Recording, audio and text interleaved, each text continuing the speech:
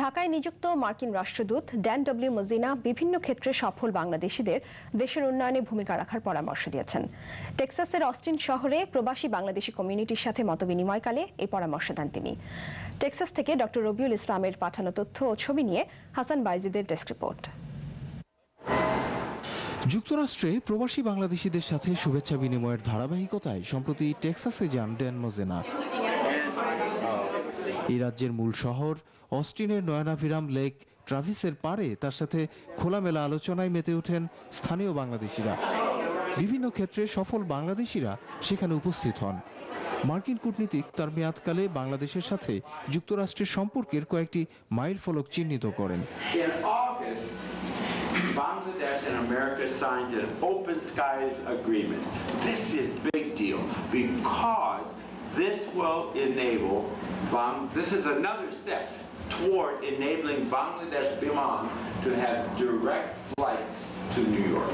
সাম্প্রতিক নির্বাচনের প্রেক্ষিতে বাংলাদেশে গণতন্ত্রের ভবিষ্যৎ সম্পর্কে তার ধারণা ব্যাখ্যা করেন রাষ্ট্রদূত।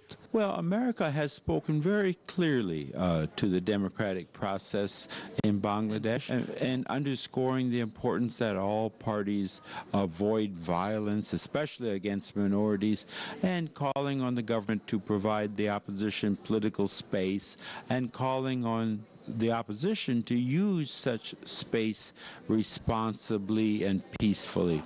গুরুগম্ভীর আলোচনার সাথে হাসি ঠাট্টায় সবাইকে মাতিয়ে রাখেন তিনি। তার আন্তরিকতায় অভিভূত প্রবাসীরা। আমার কাছে খুবই ভালো লাগলো, উনি এত নাইস একজন মানুষ, এখানে না আসলে হয়তো তার সাথে পরিচয় হতো না আর কি।